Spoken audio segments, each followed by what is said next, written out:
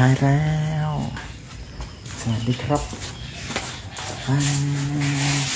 สวัสดีครับพบกับผมและต้อมเช่นเคยนะครับกับกิจกรรมจิตอาสารวมโลกประจำวันอาทิตย์ที่ 22 มิถุนายน 2568 นะครับ Hi, today I'm back with the World Unification Volunteer Activities on Sunday, 22nd June 2025. Today we have big news around the world.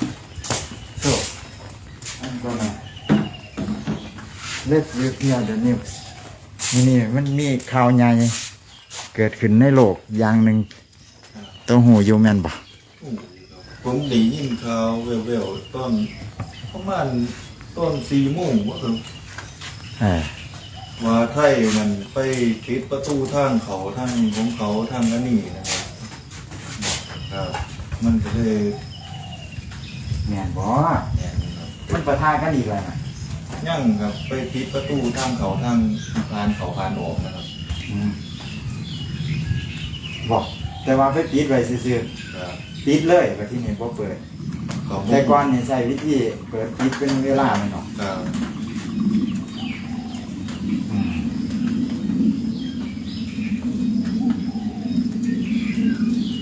เดี๋ยวข่าวที่มันสิบอกตัวมันบ่แม่นข่าวนั่นข่าวดีแล้วก็ข่าวไทยเขาเขมรมันบ่ออกเลยข่าวหลายข่าวไทยเขาเขมรมันบ่ออกเลยมันออกแต่ข่าวสหรัฐแสดงว่ามันปิดไว้คือมันบ่ได้ปิดหรอกแต่ว่าหมายถึงเขาบ่ได้ฟังข่าวในประเทศนะเขาบ่ได้ฟังข่าวช่อง3579เขาฟังแต่ข่าวต่างประเทศมันก็เลยบ่มีข่าว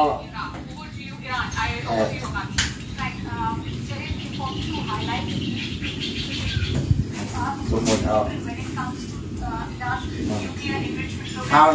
ข่าวใหญ่ที่ว่านั่นก็คือข่าวนี้ใช่ไหมข่าวที่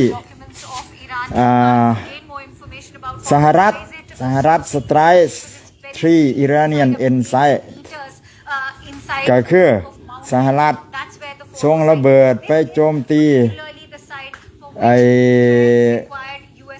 อจุดที่มีการผลิตมีโรงงานนิวเคลียร์3 หม่องในอิหร่านนี่คือข่าวใหญ่ของมัน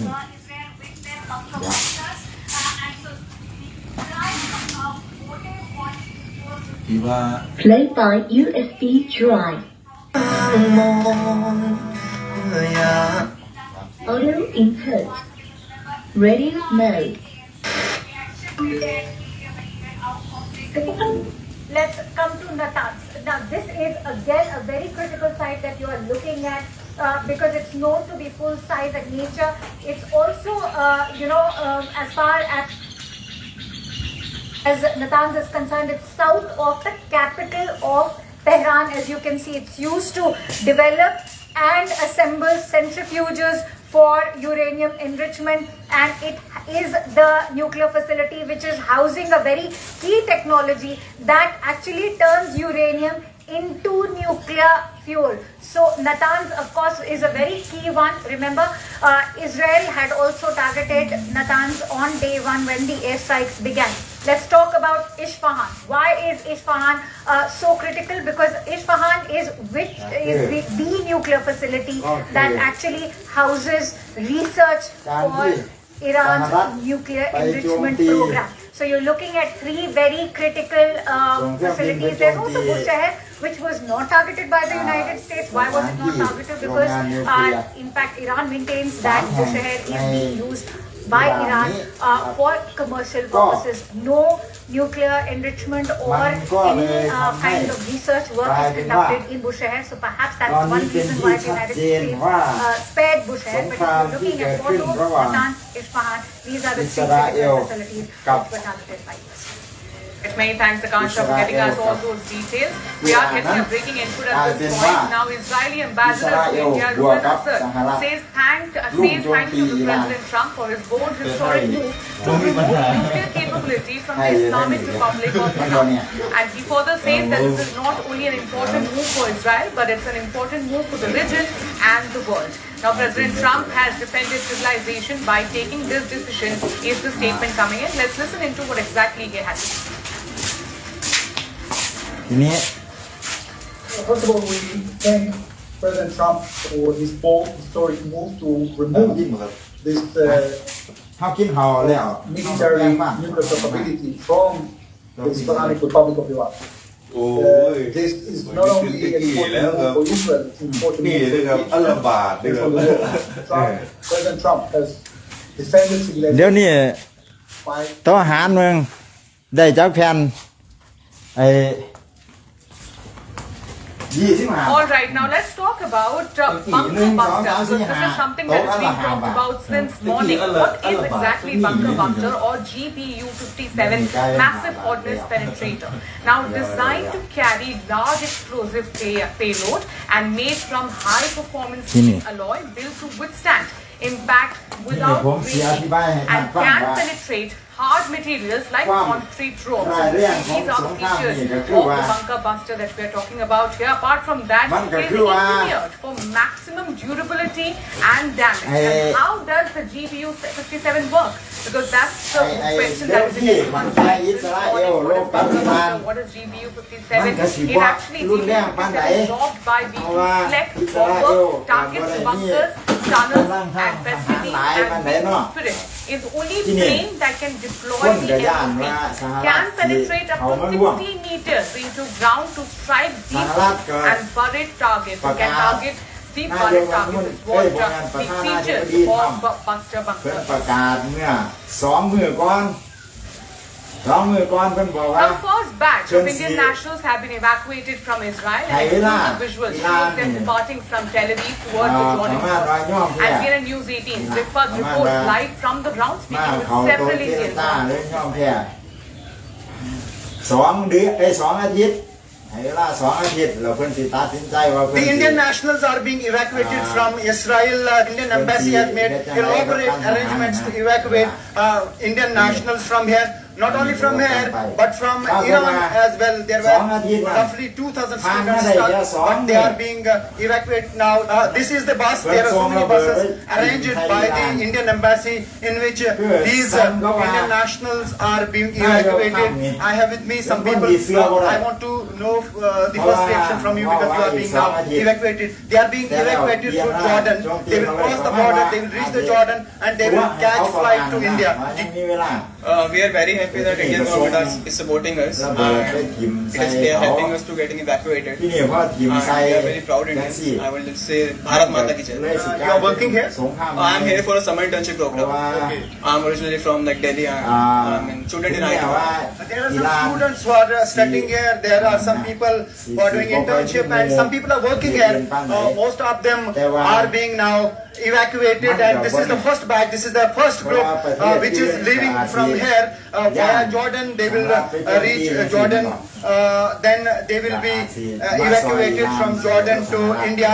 This is the first group, and from Iran also the students are being evacuated. 3-4 groups have already reached Delhi. The embassies, particularly the embassy of India in Israel or the embassy of India in Iran, they have made elaborate arrangements for their evacuation. I think India is the first country which officially evacuated Indian nationals or their nationals from Israel. One of the officials of the travel company which is helping the Indian embassy is with me. You could name? My name is Sunil Pakija. I am the country manager of Satlu Travel Group. Okay. So you are evacuating people from Iran as well as Israel, is it? Your company? Not from Iran. We have our presence in 80 countries, but we don't have our presence in Iran. And here we are assisting from Israel side and Jordan side as well. We So they are will cross the border. exactly. They will then they will reach Jordan, and after then our team will assist them from Jordan side. And they will drop all the How many passengers. people are in this bus group? 162 passengers. 162 passengers. The first group is of 162 passengers. So this is the second bus in which Indian nationals are traveling, and Indian embassy have made elaborate arrangements for their evacuation. I think India is the first country which officially evacuated its citizens, its nationals, and people are quite happy, particularly the people who are being evacuated. They are thankful to the Indian embassy and the Indian government. ที่นี่มันก็เลยกลายเป็นว่าเอ้าเจ้าไปเว้ากับคนอื่นก็บอกว่า United States. เรื่องเดียวกัน Let's ทหาร take ไม่ them one ฟั by ง one. Now remember, US has bombed nuke sites in Iran. These are the three nuclear sites. Now let's talk about Natanz. Natanz nuclear site is Iran's top uranium site, 250 kilometers south of Tehran. All right, I'm now joined by a guest right now, Tara Katara, the former director of NSCS. Many thanks, Tara Katara, for joining with us at this point. When we talk about the entire attack on Iran that has done by United States, what is the full scale that you're getting? What are you analyzing? Because right now Iran has been downplaying the entire attack, saying that not much impact has actually happened. But what are you gauging? Has there been actually a major impact on ground in Iran? See, the fact is Israel first took out all the air defenses, right, which allowed the US bombers to come in without danger. Israel has complete air domination over Iran, which is very unusual. You don't often see it in wars. The US comes in, bombs these sites.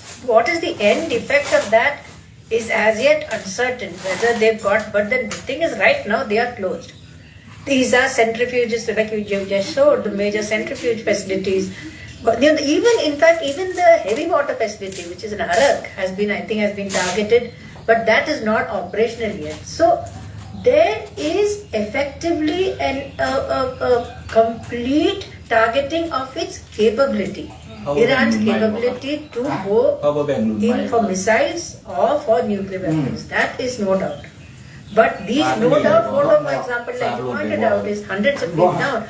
It's not radioactive, but when it touches, when it comes in contact with moisture in air, it triggers a chemical reaction. So there is a very strong possibility of a chemical damage in that particular site.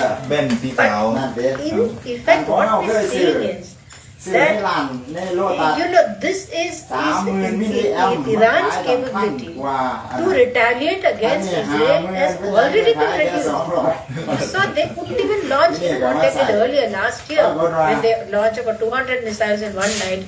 They can't keep up with that, what they did earlier. So clearly, Israel's attacks, air attacks, as well as the intelligence sources and attack with small weapons, these UAVs, etc., against ballistic missile targets has been extremely effective. I have never seen anything like it. Its only thing is it's a very dangerous precedent. But what do you think are the options that are left with Iran at this point? Do you think that there is going to be a retaliation from their side, or are they going to back out, or they are going to choose a timing of their own choice? What do you think are the options left for Iran at this point? At the moment, that's what they want to do. What Trump is going on saying is, you have to decide quickly. You have to decide now, otherwise we'll strike again. If Iran waits it out, it could get, it's already got assistance apparently from China. If Iran gets that kind of assistance in the longer term, it can attack Israel. But as of right now, its options are very limited. From, I think, a total of 370 missiles have been used by Iran. Most of them, Iron Dome was not 100%. No air defense system is ever 100%. But they haven't been able to do much. So, very, very limited options. might be as well to take in the solution which Russia has offered and go down that road. So we are seeing that you politically talking about Iran position. We are seeing an isolation. Each and every country is now coming out and condemning it, saying that Iran should back out. Do you think that this is the right moment for Iran perhaps to actually back out at this point, considering how a change in regime is the goal of US มันก็บ่เคยเหมือนปานใดแต่เขาก็ขู่ว่า And that's the thing. สิแตกได้ Israel has chosen this point in time. รถพอเฮามันอายุ It knows Iran. แต่ถ้าซื้อมันบ่เคยเปลี่ยนนะมันประมาณ They also 8 ปีบ่ Iran is on the verge of making a nuclear weapon. As the IAEA chief said, it is just where it was 1 year แม่นถึงรถมันเก่าแต่ว่ายางมันบ่ค่อยได้ใช้ปานใดเนาะ a nuclear weapon. ก็น่าสิอยู่ได้อยู่ All other ways, Iran แล้วก็ in that region, not otherwise. เอื้อยเขาย่านมันบ่ปลอดภัยก็เลย Nobody เปลี่ยน wants นะ Iran to have a nuclear weapon, least of all Saudi Arabia or UAE or anybody else. No one wants that to happen. And in fact, not even the Chinese want Iran to have a nuclear weapon. Because they are a little difficult to know what they do with it. They're difficult to control. You don't know what they do next. Not Russia doesn't have to. Yeah, they are pretty much isolated. Yes. But do you think that probably a change in regime in Iran could actually suffice Israel and US at this point of time? If Khamenei comes out and announces his successor, a change in regime could actually suffice the US? It might depends on what that regime says. At the moment, any leader who says we are going to give up our nuclear weapons, we are ready to talk, is going to have a pretty hard time, right? And I also wanted to say one more thing. You were talking about Bushehr, the nuclear reactor, which is there are Russians present there. If even inadvertently, if Bushehr gets rigged, that is where radiation can happen. Very, very serious radiation hazard, which will affect all surrounding UAE, like UAE, Qatar, Bahrain. These people are all almost 100% dependent on desalination plants of that area. That is the end of their drinking water. So there's a lot of dangers ahead. To stop, it has to stop within the next. มาดูทางนี้นะครับ That is what Israel and Israel are trying to do. ให้โน้นพูดไปก่อน Okay, here I'll show you the guest house for short-term volunteers, short-term world unification volunteers will stay in this house. I have shown several times before, but today again, I'm gonna show you. ก็นี่เป็นบ้านพักสำหรับจิตอาสาร่วมโลก จริงๆเป็นบ้านของพี่กล้วยบ้านของพี่สาวผมนะครับแต่ว่าพี่กล้วยพี่สาวมันจะอนุญาตให้อาสาสมัครที่มาช่วยรวมโลกพักที่บ้านหลังนี้ so my sister the owner of this house usually allow the volunteer to stay in her house. So the next volunteer, Mr. Vodat, who might come in August for 5 days and stay here, I believe. However, he or other persons want to stay for a long time, like more than 1 week. Maybe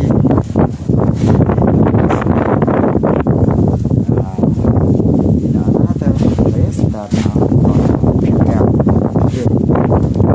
But for now, I'm bringing rice, fill in the happiness rice box there. And let me show the house more. เดี๋ยวให้ดูสภาพบ้านดีๆหน่อยบ้านพี่กล้วย นี่นะครับพี่เขยพี่บรรจงตัดหญ้าไว้เมื่อประมาณเดือนก่อนตอนนี้หญ้าก็ขึ้นมาสูงอีกแล้ว ผมเองก็ยังไม่มีเวลามาตัดนะครับแล้วก็รกแล้วก็บ้านก็นี่แหละนะ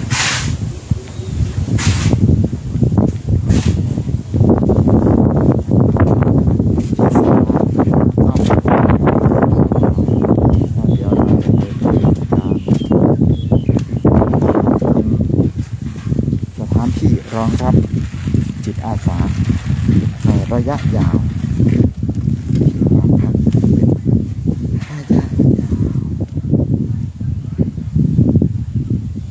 ตอนนี้ดูไปก่อนสระน้ำที่กล้วยมีน้ำเยอะเลย This is the pond of my sister. Now it has so much water. Mr. Edu, do you remember? Haha, the water used to be a little and we had trouble with extending the pipe to get water from the pond. But now, the wind is so strong. Blow my hat away.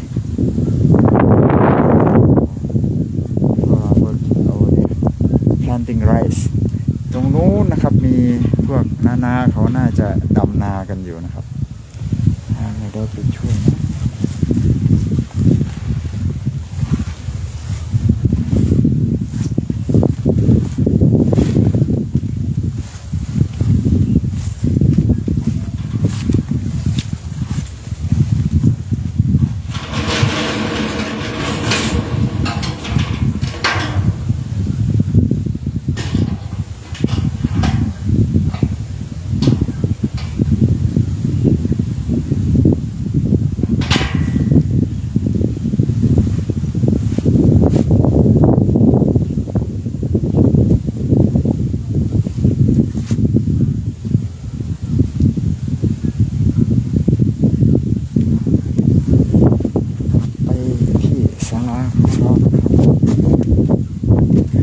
go back. Let's go back. Our place.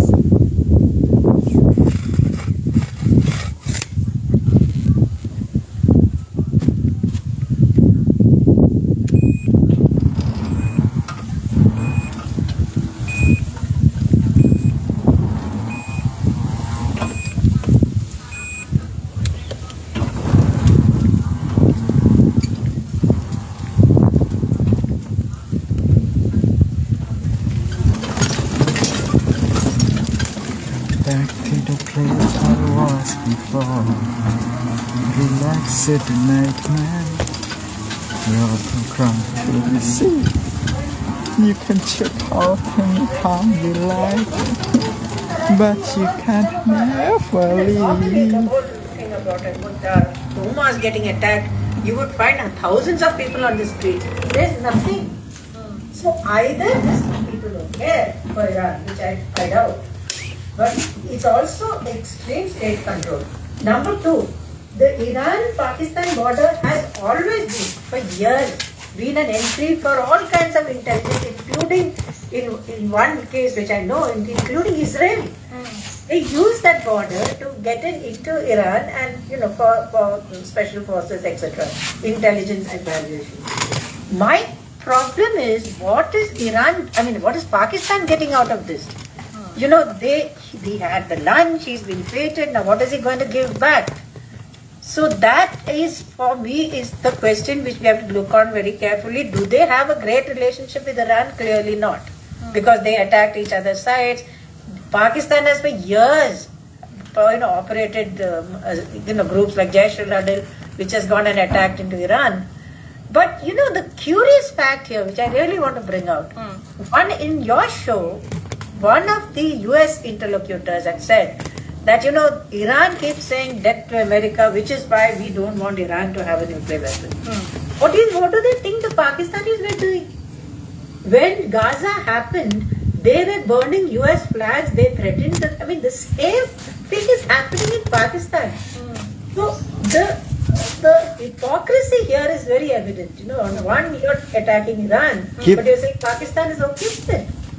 So I am wondering, we'll have to watch carefully to see how the Baloch on the other side are going to act on the other side in Iran. That is the But do you think that this is, of course, a very confusing situation for Pakistan? What should they do? Should they actually go ahead because they want the funds from United States? At the same time, they also want to condemn the attack on Iran. So this is, of course, a very catch-22 situation for Pakistan. Yes, it is. Yeah. Hopefully, it will be very difficult for Munir to now talk about, Nobel Peace Prize after they bombed the hell out of Iran. But the sad part is, as you yourself said, this is not the first time the US has bombed Iraq, has bombed Afghanistan, has bombed a row of countries.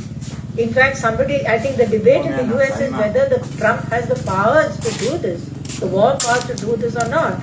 Which earlier presidents have not bothered about it either. They go ahead and do whatever they want.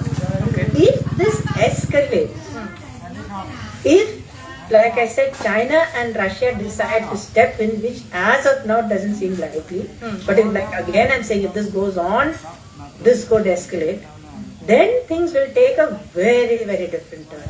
Then Pakistan has to choose US or China. It cannot be. Absolutely, then it is going to be, of course, a very... It's 1500 hours.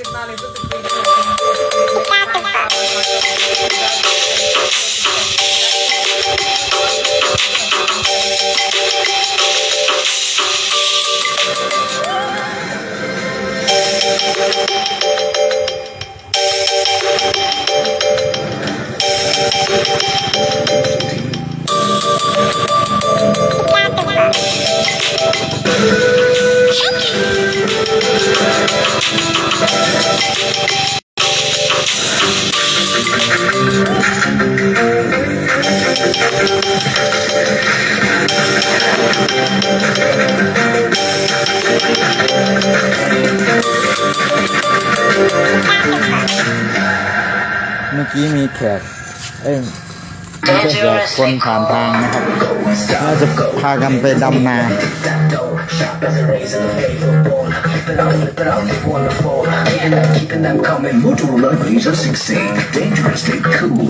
Hello Moto. आपकी favourite कोई काज पर मिल रही है amazing deals वैसे लोगे तो आप उड़ेगी चाहे दिल की सुनो या डील्स की जल्दी चले आओ hold store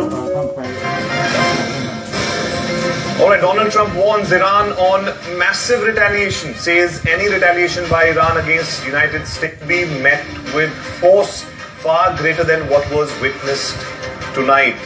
So this is another message coming from Donald Trump's side to Iran. Now, going back to Siddhant, of course, as we were discussing, Siddhant, about the statement from the Iran side, the aide of Supreme Leader of Iran. But this is going to be massive escalation if we go by his words when he says that they are planning to target US naval ships in Bahrain. That will not stop the US to actually, what Donald Trump was saying, that they will go สหรัฐขู่อิหร่านว่าถ้าแก้แค้นก็จะโดนหนักกว่านี้ประมาณนั้นนะครับแล้วจะเป็นอย่างไรต่อก็ไม่รู้นะ Welcome back. Thank you for staying here in News 18. Now let's talk about those locations แต่ว่าเราจะเปลี่ยนช่องนะครับเราจะมาดูช่องของอัลจาซีรา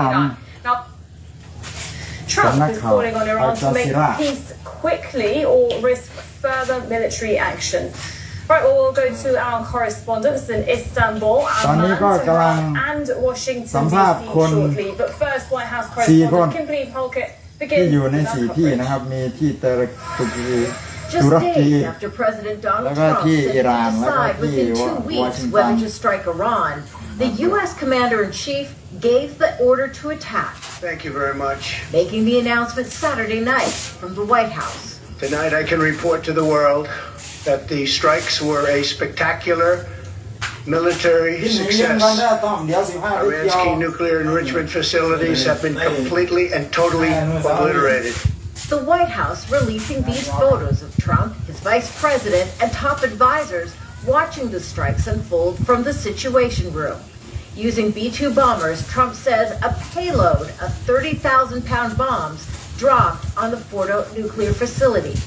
Tomahawk missiles were reportedly used to destroy the Natanz and Esfahan sites. Prior to the attack, Trump had been pushing Iran to make a deal to give up all nuclear enrichment, so the sovereign nation couldn't build a nuclear weapon. But Trump's 60-day deadline passed, and there was still no agreement.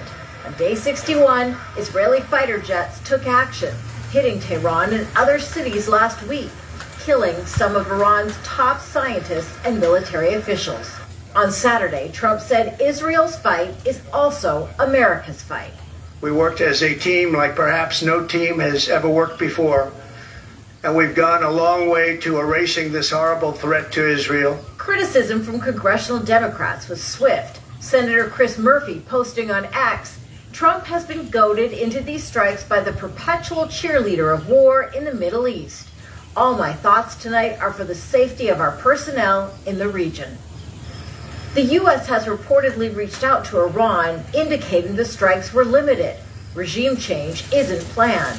The Trump administration hopes Iran will now return to the negotiating table, warning Iran if there's retaliation, there'll be more attacks. There will be either peace or there will be tragedy for Iran far greater than we have witnessed over the last 8 days.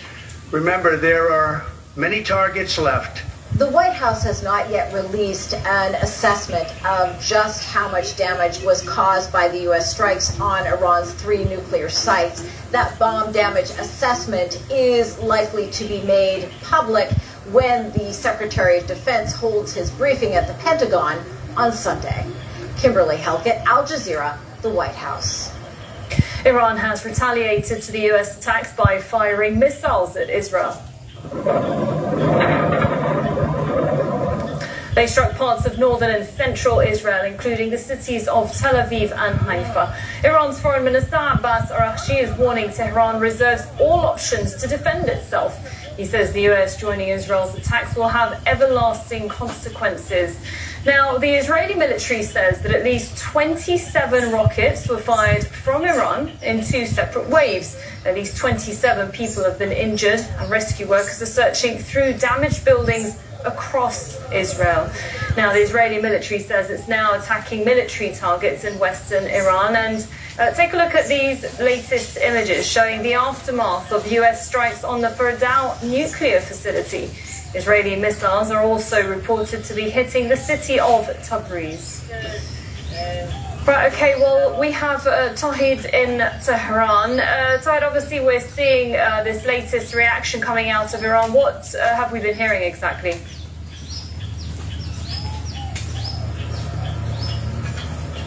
Well, actually, what we see is a continuation of trade of missiles between Iran and Israeli side. Also, we've received this statement from IRGC about the 20th round of Iranian strikes against the Israeli territories. They said that they have used the latest, one of the latest actually, missiles called Khaybar to target the Israeli territories. As according to the statement that we had from IRGC, targets include Ben Gurion Airport as well as a biological research center and a couple of military centers that were targeted in the latest round of Iranian strikes against Israeli territories. And of course, it goes without saying that they're saying they're going to strike back as long as Israeli strikes continue. And the reality on the ground here across the country is that Israeli strikes continue. And it remains to be seen whether this is a response to recent attacks by Americans that targeted 3 important nuclear facilities of the country, Natanz, Fordo, and actually Isfahan nuclear facilities. But still, we see it as a part of response to the Israeli strikes that are continuing. Right now, we see a dramatically escalated situation on the ground, and Iranians are saying that they're going to continue. Iranian Foreign Minister Abbas Araghchi came out to say that all options are going to be out there when it comes to Iran's response to this recent American intervention, and on that we've got the Iranian Supreme Leader a couple of days ago coming out in a video message saying that in case we see U.S. intervention, there's going to be further escalated situation. He said, quote unquote, irreparable damages are going to be out there in case Americans decide to choose to get engaged in this already deteriorated scenario. And now we see the reality on the ground is that we see U.S. engagement in this situation. And Iran, the foreign ministry of the country, came out with a statement in this regard saying that it's condemns the recent strikes, and also it has this right to respond. That was another important point that they mentioned. They said that we were in the middle of a diplomatic engagement with the United States.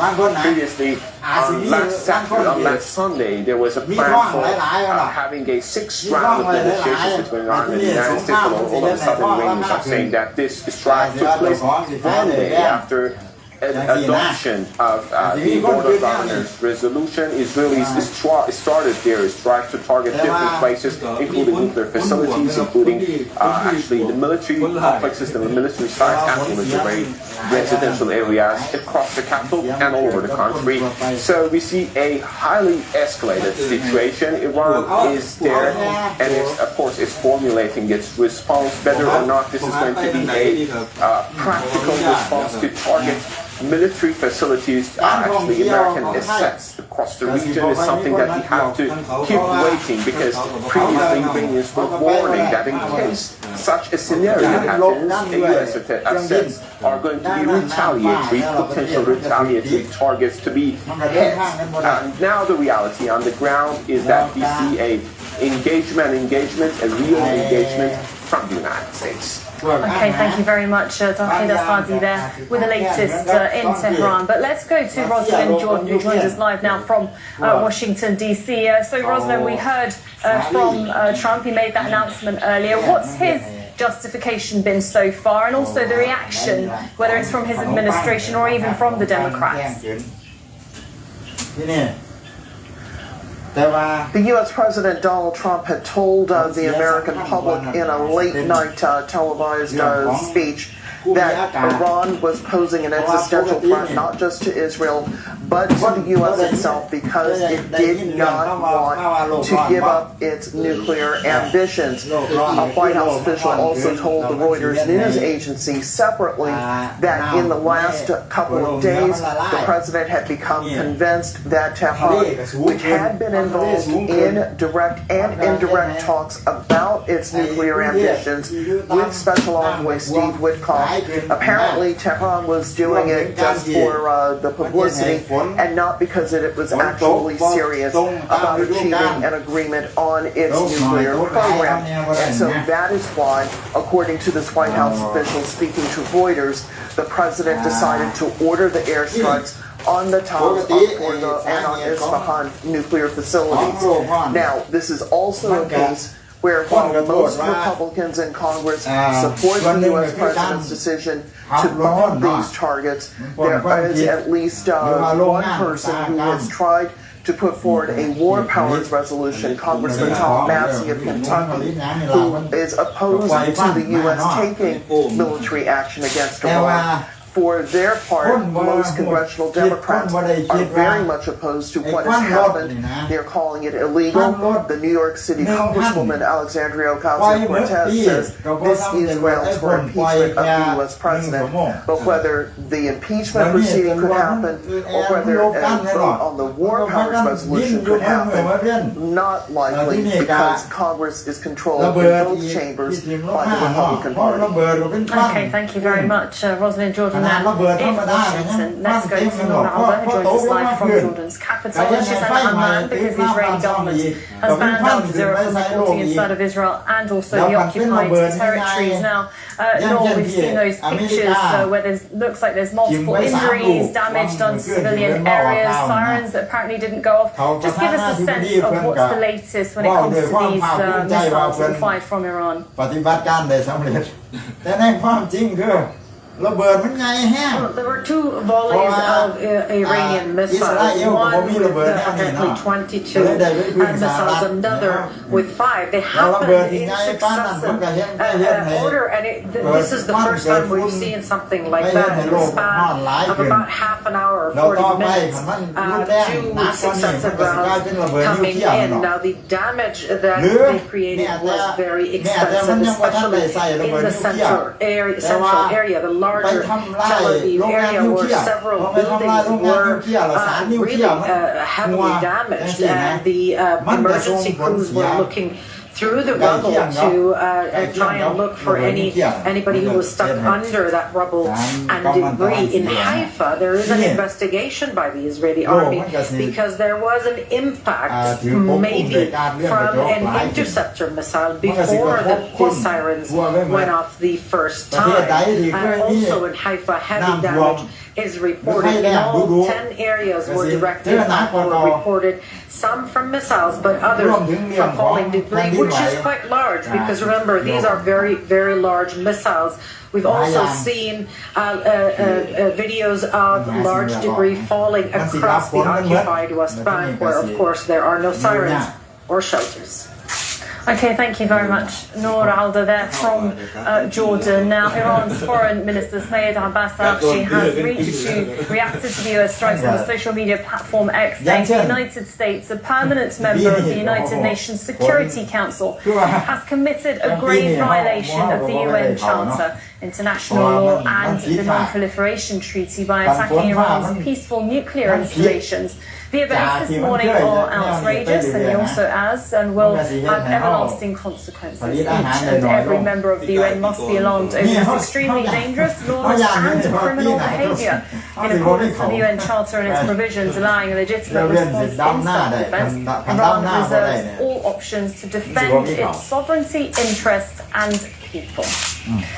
Right, well, we're expecting to hear more from Iran's foreign minister within the next hour from Turkey, but our correspondent in Istanbul, Sinem Kosioglu, joins us live now. Sinem, why is the Iranian foreign minister in Turkey in the first place? And talk us about what we're expecting from this statement later. The Iranian Foreign Minister Araghchi has been in Istanbul since yesterday, as this was already a planned meeting, because the 51st Foreign Ministers Summit of the Organization of Islamic Cooperation countries have gathered in Istanbul, and today is the second day. And yesterday, on Saturday, upon the request of the Iranian authorities, there was a special session held in the evening on Iran. But we didn't hear from Araghchi after that session, so we are going to be hearing him speaking in less than an hour in this building about the latest developments, latest attacks targeting Iranian nuclear facilities. Basically, the foreign ministry already had some statements accusing the United States, as you have mentioned. Also, the Iranian foreign ministry's ambassador to the UN already wrote a letter asking for demanding an urgent meeting by the UN Security Council, and they have been calling the International Atomic Agency to properly do their work, because the Iranian authorities have been accusing the International Atomic Agency for not fulfilling its duties by this. That they didn't prepare a proper report that said that Iran isn't seeking nuclear weapons, but instead they left it vague. So they are asking the Atomic Agency to do their work. On the other hand, we have heard from Iran's Atomic Agency saying that there is no contamination so far. So in less than an hour, we're expecting Araghchi speak all about these matters on camera and give a hard talk about Iran's stance, because they have been saying on their social media posts that Iran will respond and whether they will back in the negotiations. And also we're expecting we are waiting for Araghchi to speak very soon. Back to you. Okay, thank you very much, Sinem Kosioglu there in Istanbul, as we wait to hear from the Iranian foreign minister. Well, joining me here on set is Mehran Kamarama, a professor of government at Georgetown University in Qatar, who also directs the Iranian Studies Unit at the Arab Center for Research and Policy Studies. Mr. Mehran, what is your assessment of the latest events that we're seeing? We've seen those strikes not just by the US, but now Iran on Israel, and expecting to hear from the Iranian foreign minister. Nothing short of catastrophic.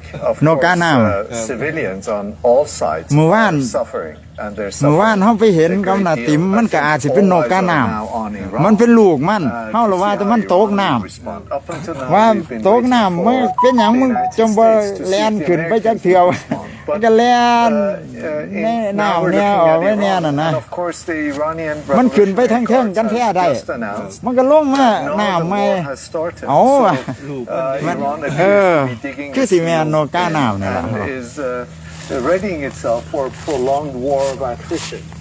One of our analysts was earlier saying that so far what we've seen with Iran is sort of tit for tat. ซุ่มนี่มันลอยน้ำได้เลยบ่ไม่จังได๋คิดว่าบ่ลอยได้มุดน้ำล้นบ่โอ้มุดน้ำลงไปกินพวกปลาพวกก็ซ้ำๆกับนกน้ำบ่ I think your analyst was correct. What we've seen is Iran's proportionate มันสิมีนกลังยางมันมุดบ่ได้แต่มันบินจิกเข้าไปซื่อๆแล้วมันก็บินขึ้นนั่นหรอกแต่อันซุ่มนี่ดำน้ำได้เลยนี่ดำน้ำได้ครับดำอึด in scope and extent is Netanyahu. But no, I think Iran wants to see this conflict be contained as much as possible. โอ้แต่ว่ามึงนี่ต้องยางระมัดระวังเอาไว้ข้างนอกก็ได้นะ Now the EU is saying that it's going to discuss the situation tomorrow. Iran's nuclear the IAEA to take appropriate steps, it says, against US after these strikes. What can all this say? อาวุธไปสิ่งนึง We already saw 2สิ่งอยู่เลยว่าE3 members just a couple of days ago. เดี๋ยวเมืองเฮาขามเด้อเพราะว่าบ่บินก็ตกนี่เดี๋ยวโตจะตกอีกคนนะเพราะว่าถ้าเฮาเล่นกับสะพานนี่มาตั้งแต่10ปีแล้วคือสิบ่พลาดดอกวะดูต้อมข้ามมาบ้างนะครับคือยางมันจะเสียวเถอะวะ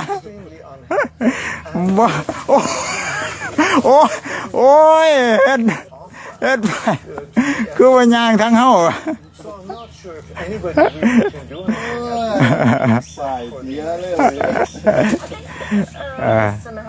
เอาว่าเป็นยังเสียนแท้ๆนะโอ้ยจ้ะตัวเตี้ยจะเด้งทีนี้เราก็จะมาดูตรงนี้เนื่องจากว่าอันนี้เคยเป็นที่ของอาสาสมัครนันเดชเคยอยู่นะครับก็เลยทำที่พักไว้อย่างนี้แล้วทีนี้มันอาจจะมีคนอื่นมาพักต่อนะครับ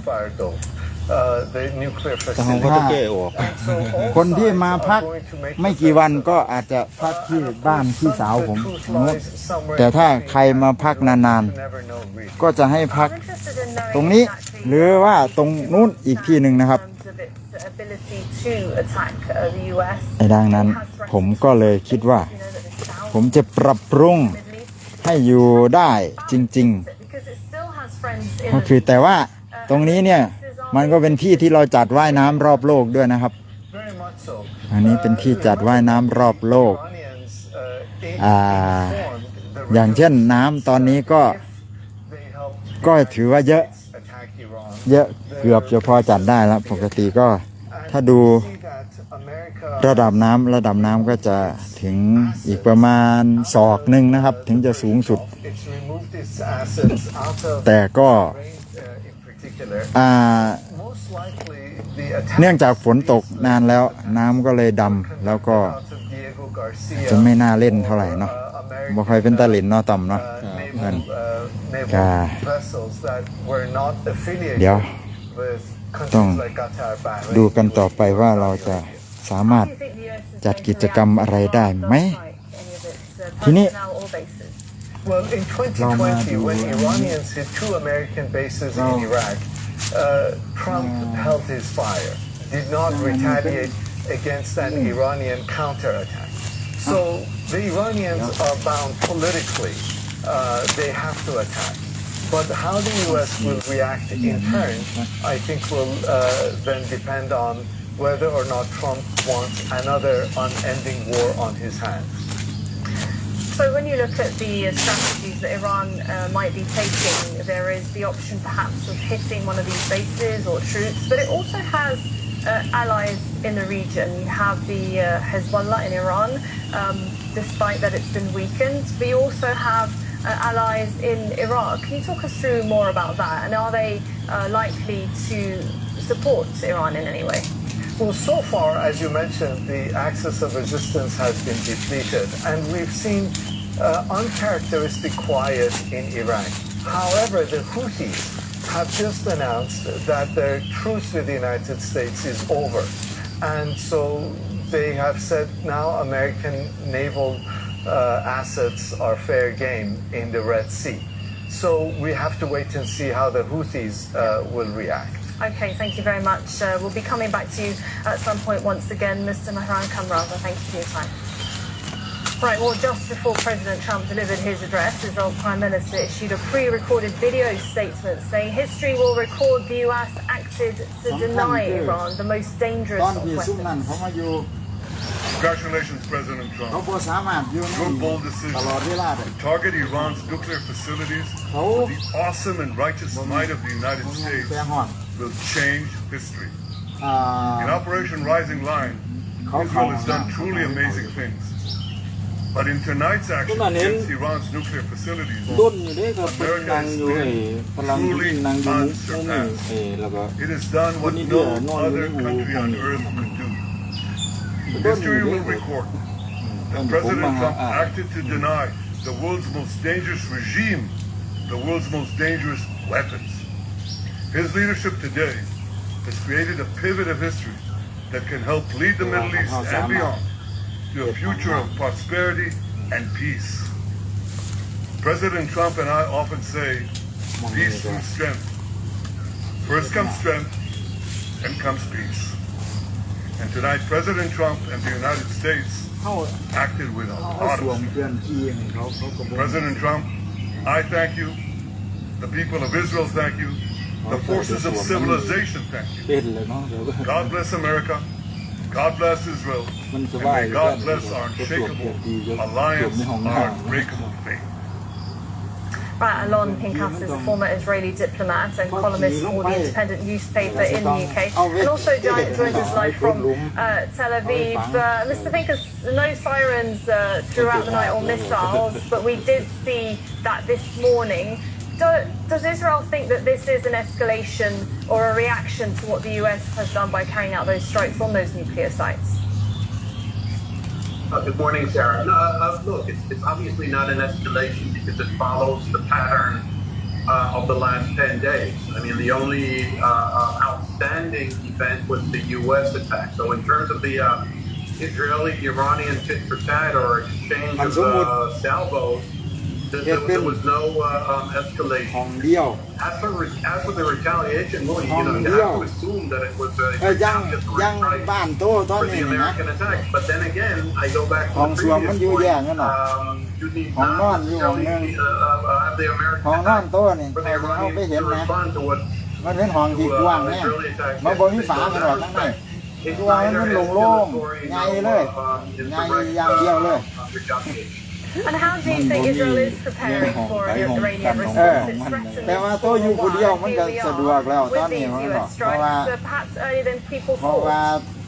ที่จริงเฮ็ดไว้จังซั่นมันถูกต้องแล้วที่พอตัวเฮ็ดไว้อันอยู่หลายคนก็แค่เอาไม้ยามาแล้วก็เอาขาม่านมากั้นนั่นเนาะอยากกั้นมองใดก็กั้นทุกห้องก็ปรับเปลี่ยนได้ตามสถานการณ์ Iranian action againstแต่มันอยู่ผู้เดียวก็เอาออกเหมือนชื่อเรื่องตัวอยู่นี่ or the Arab Gulf,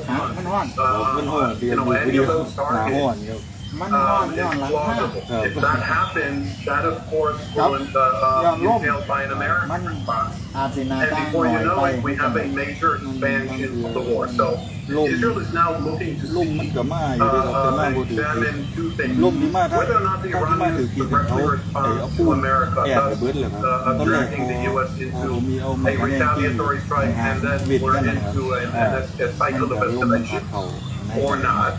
That's one thing. And the second thing is ทุบเอาขวานไว้ทุบ whether or not ให้มันเป็นปองแล้วที่นี่ต้องเอายางอื่นให้ปิดเป็นหน้าต่างได้ยังไงได้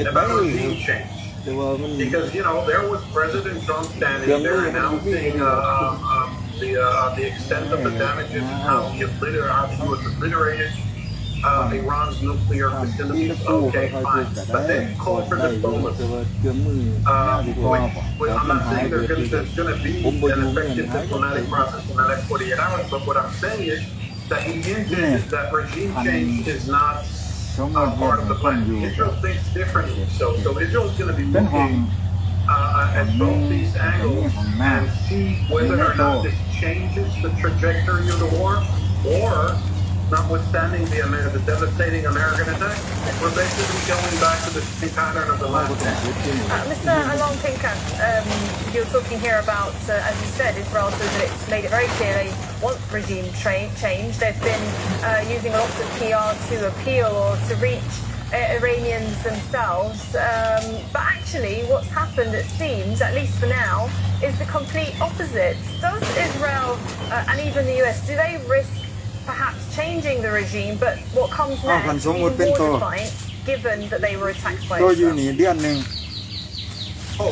เรามีอุปกรณ์ให้ตัวจังซี่ตัวสิเฮ็ดเขาบ่ I mean, look at the recent examples in Iraq and in Libya. Look at the last 100 years. The only two successful were in Germany and Japan in 1945, and you needed the Second World War for that. And so regime change rarely works. The U.S., by the way, tried to do the same in Vietnam and Cambodia and Laos. Okay, we know regime changes are usually unsuccessful, and on top of which, no one is talking about an American occupation of Iran. So this regime change supposedly is going to come bottom up from the Iranian opposition. You're absolutely right on the money there by saying what we're seeing is the exact opposite. We're seeing a circling the wagon, rallying around the flag, and all those euphemisms and cliches.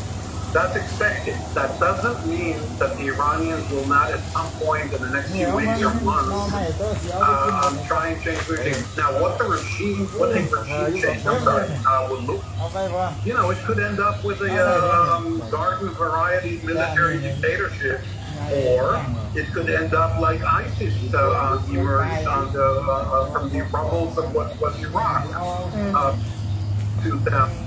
No one really knows. Okay, thank you very much for your thoughts. Along Pink. เอาหลายอย่างกินบ่ทันนะครับพอดีผมเนี่ยมีในตัวเองเนี่ยมีหมดดีได้ How's this explanation? เพราะว่าของใหญ่เฮาเก็บไว้ดนน่ะนะเฮาบ่แน่ใจว่าอันใดดีอันใดบ่ดีตอนใดเฮาเอาเป็นแบบเอาได้ Several B-2 stealth bombers flew over 13,000 kilometers from the base in Missouri in the United States, being refueled in the air before dropping the GBU-57, known as the Massive Ordnance Penetrator or MOP, on targets in Iran. The heaviest conventional weapon in the US arsenal, it weighs in at 13,600 kilos and is designed to destroy underground hardened bunkers and facilities, piercing 60 meters of concrete and rock before exploding. Most of the weapon is hardened to the MOP, punching to the required depth before detonating. สุดท้ายบันทึกการหาหน่อไม้ของต้อมนะครับมาดูวิธีการต้อมจะเอาหน่อไม้ไปกินให้ดู Now Tom's gonna show us how he get bamboo shoot to eat.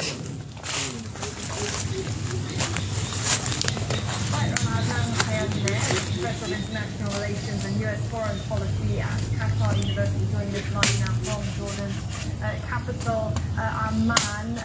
We also have Mr. Hassan Ahmadian, an assistant professor at the University of Tehran, joining us now from นะครับโอ้ฟันแค่3-4 ทีนะครับได้แล้วครับ1 นอครับเอานอใหญ่ก็ได้เด้อขันอยากได้นอใหญ่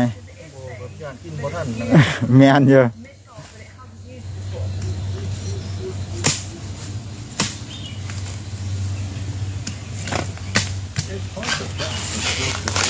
โอ้ฝีมือมากนะครับเห็นไหมครับว่าการเก็บหน่อไม้นั่นมันง่ายมากบางทีถ้าเป็น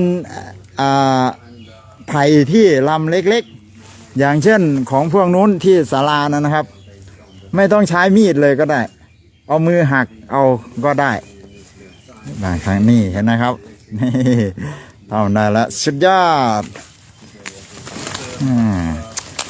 เชิญอีกทียอดเยี่ยมมากครับโอเค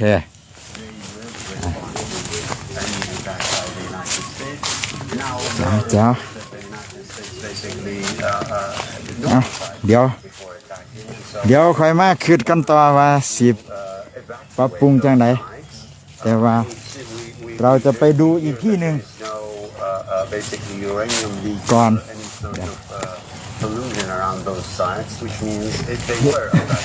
มาได้ว่าขาเก่าแม่งจะถือหลาย resort to a similar way of dealing with the U.S. escalation, in which they would notify the U.S. and then attack 1 or 2 or 3 of its bases or assets in the region.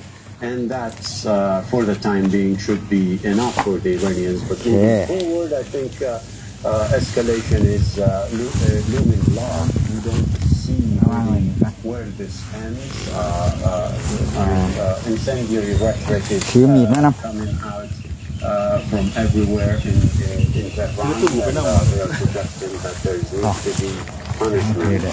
So that's where we are now. คราวนี้เราจะมาดูอีกที่นึงก็คือที่คุณเวโรนิก้าเคยพักอยู่นะครับ And what he has been saying. Do you think Trump was prompted to take this drastic action, despite division in his own camp, for himself, for his popularity, and certainly อันนี้เป็นต้นตาล under pressure by the Israeli ไม่ Prime รู้นะ Minister? จะมี I don't know. I think Trump acts in a very irrational way. I think Trump, he thinks it's a very easy things to do. You drop a few bombs on the Iranian nuclear sites and it is done and it's over. And the Iranians will come begging you for negotiation. It doesn't work this way. It's going to work the opposite way.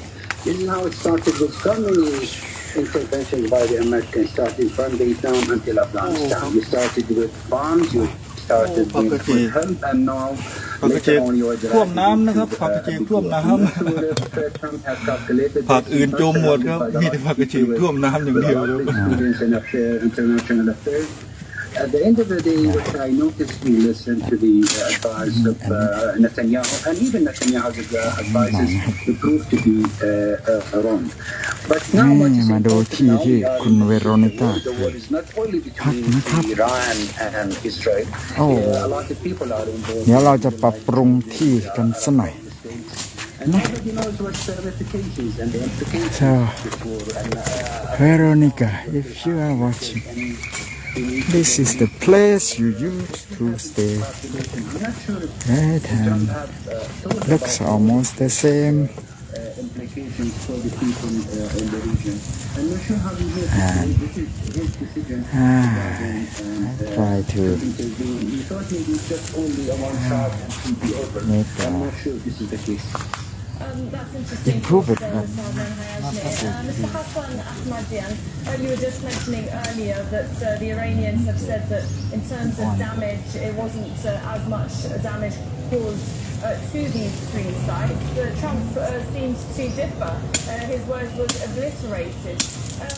How much of that do you trust? Because it seems Iran had a heads up. They were able to move the material. And it sounds intelligent, surely, of that movement. หยอดมันบ่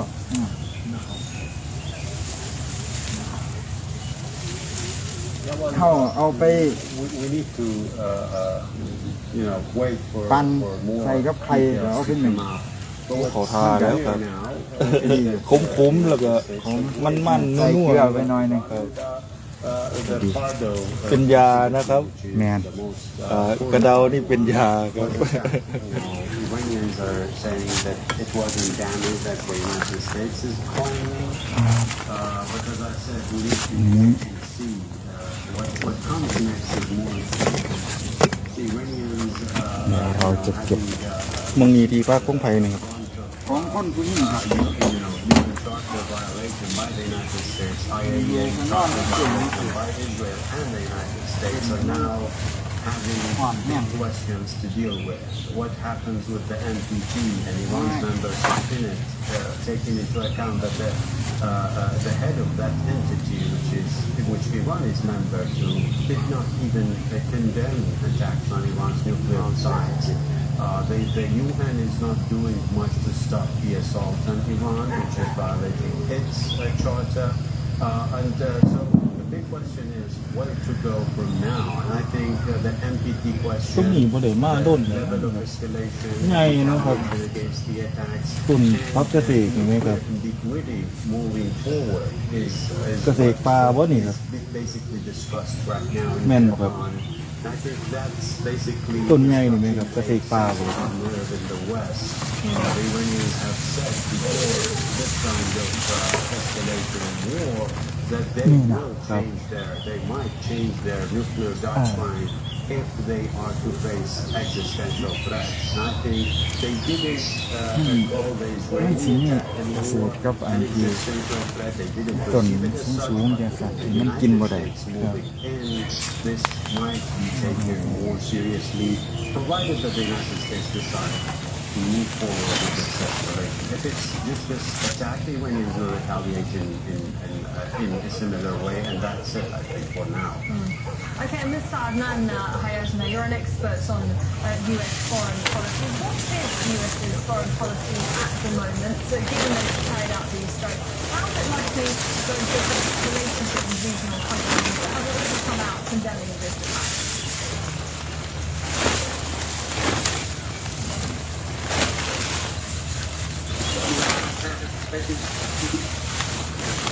Okay, let's apologize for that, for the technical issues. Mr. Adnan, are you able to hear my question earlier about US foreign policy in the region? It's like there's a bit of a technical issue there. Right, well, Hassan Ahmadian, we were just talking last Iman about US foreign policy in the region. But I want to shift back to Iran. What are the challenges that Iran is likely to face now? Because we are about to hear from the Iranian foreign minister. It's not clear what he's going to be saying, but he has been holding talks with Europe. Is there any chance now for these คือมันเขาดึงอันนี้ออกนะครับ or is that getting more direct? เล็กไหมครับโอ้ Negotiations didn't lead to de-escalation in previous experiences the Iranians went through. Currently, escalation is front and center, and the Iranians are gearing up for what comes next. And I think that's what's in the minds of the Iranians. The U.S.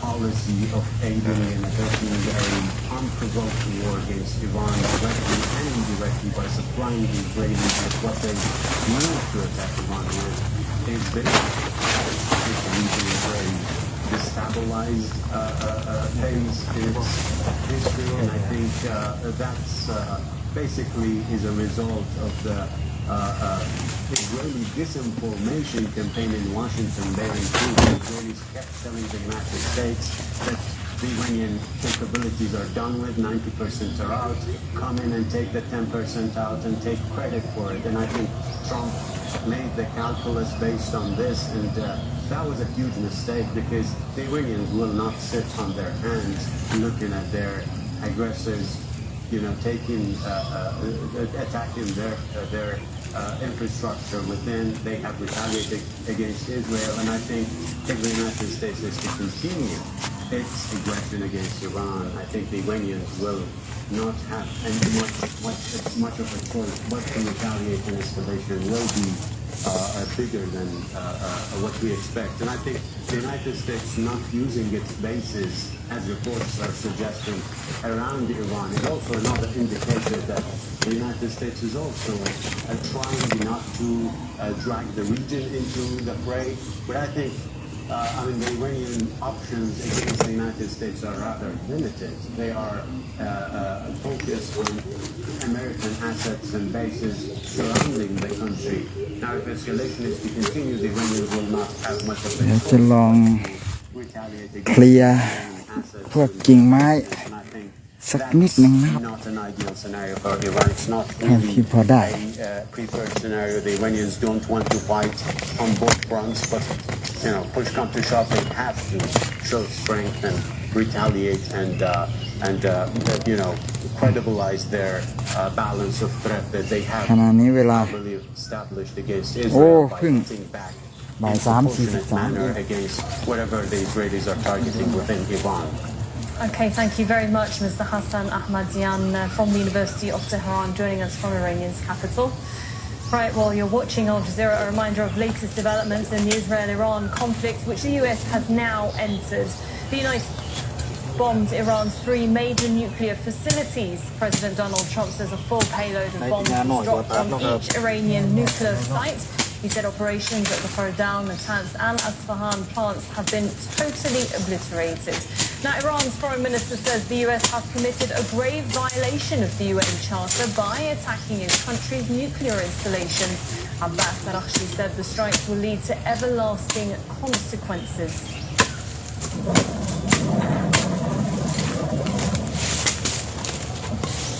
Now, Iran has retaliated to those US attacks by firing missiles into Israel. They struck northern and central areas of the country, including the cities of Tel Aviv and Haifa. The Israeli military says that at least 27 rockets were fired from Iran in 2 separate ways. At least 27 people have been injured as the workers searching some damaged buildings in Tel Aviv. Now, at least 6 people have been killed in Israeli attacks in Gaza overnight during an internet blackout that lasted for 5 hours. Among them was a married couple who died with their apartment to the north of Nusayrat was hit. At least 3 people were also killed in attacks on displaced people living in tents to the west of Khan Yunis. Hani Mahmoud has more from Gaza City.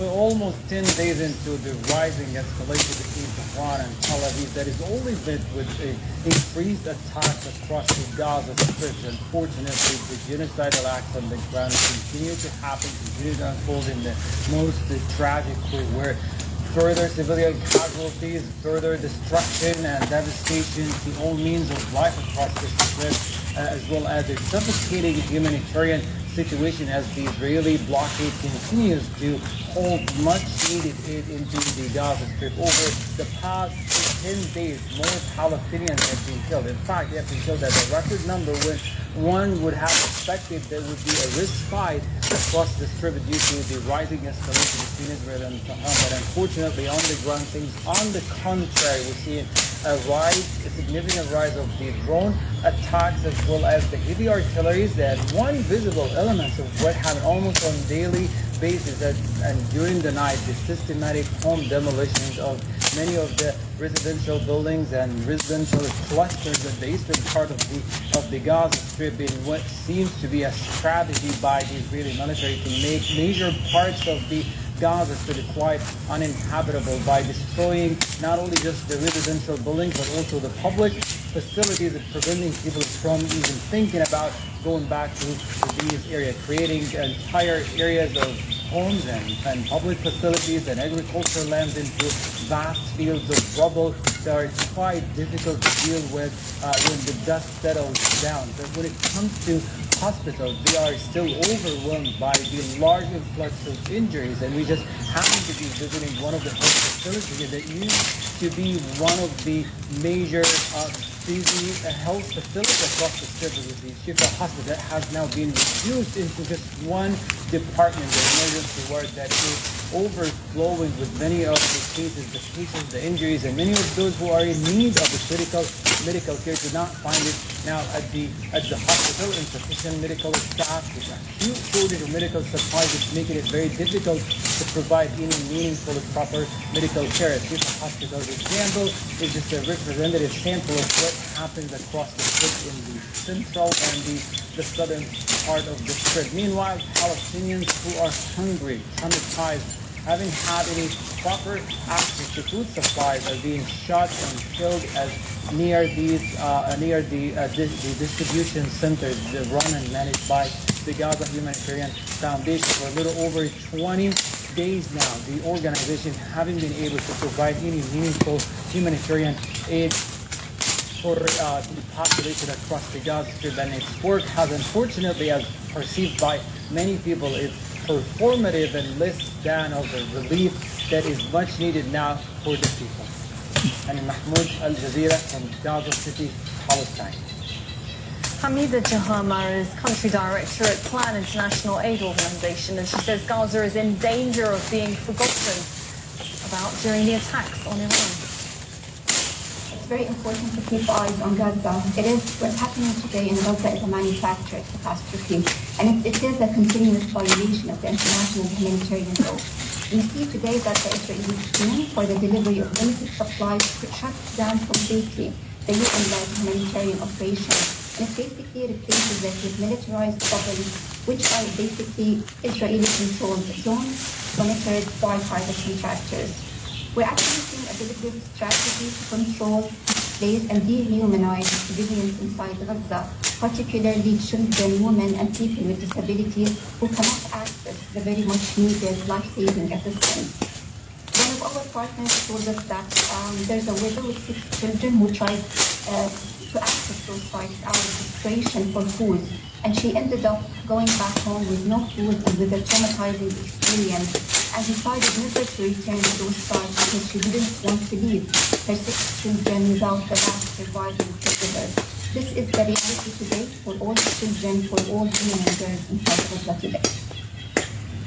Okay, let's go back to our top story, and Tahir Desadi is in the Iranian capital, Tehran, for us. Tawheed, so much has been going on in the last few hours since the early morning. We've had the US strikes on Iran on 3 of its nuclear sites. We've also been having a reaction from Iran.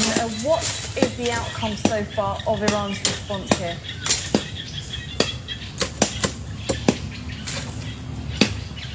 I was just checking the latest reactions, latest coming regarding it was the Iranian Prime Minister Basarov. He less than half an hour ago coming out on his X account saying strictly we're in negotiation stage when Israel decide that diplomacy.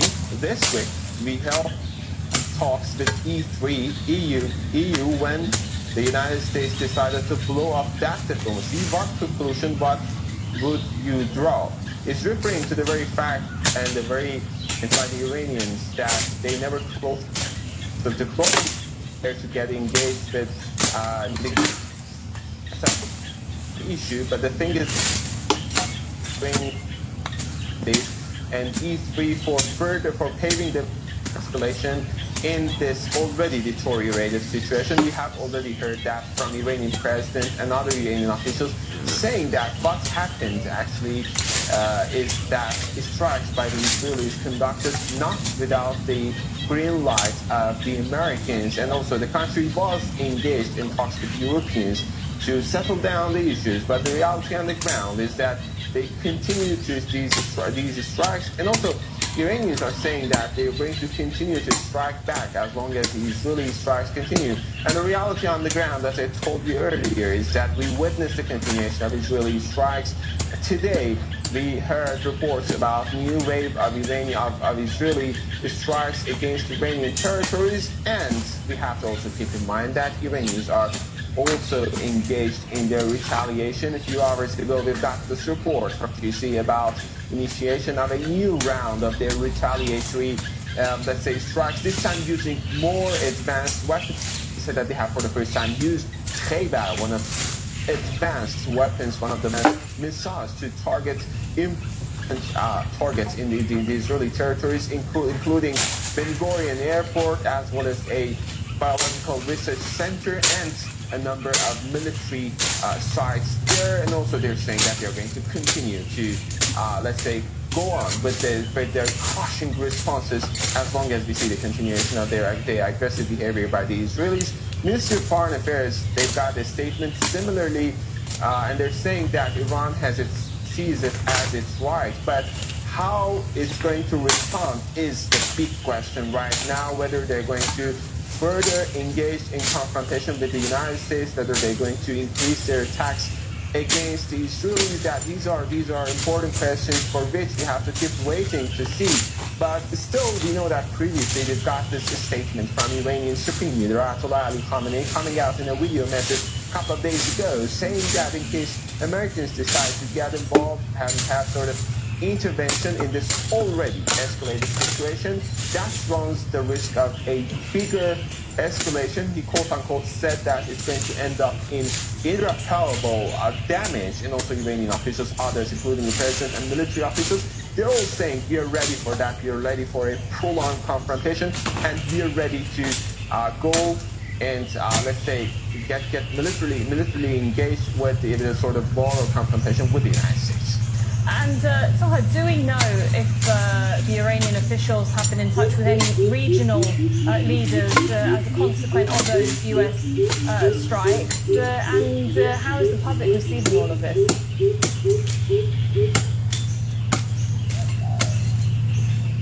Well, actually, in terms of diplomatic engagement, we know that Abbas Araghchi, the Iranian foreign minister, was in Geneva to have talks with the Europeans. He said that I'm not here for negotiations, I'm here to listen at the request of Europeans.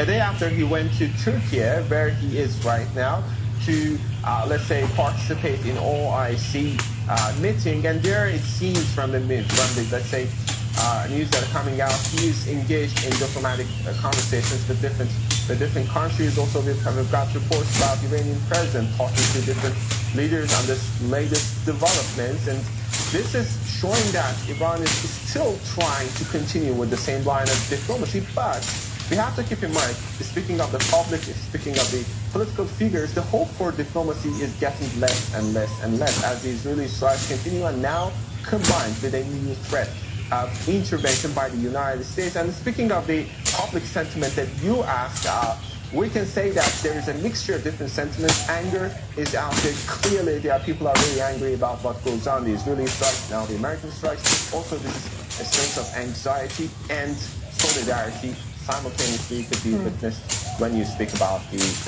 public sentiment, especially regarding the latest developments. Okay, thanks very much to Taha Sadi for giving us the picture out of Iran. Well, last week there was a tweet here by the Iranian FM, I believe, saying last week we were in negotiations with the US when Israel decided to blow up that diplomacy. Now this week we held talks with the E3 EU and the US decided to blow up that diplomacy. Conclusion would be draw to Britain and the EU highlight it is Iran which must return to the table. But how can Iran return to something it never left, let alone blew up? That's on X from the Iranian foreign minister, who we're about to be hearing from soon, hopefully in Turkey.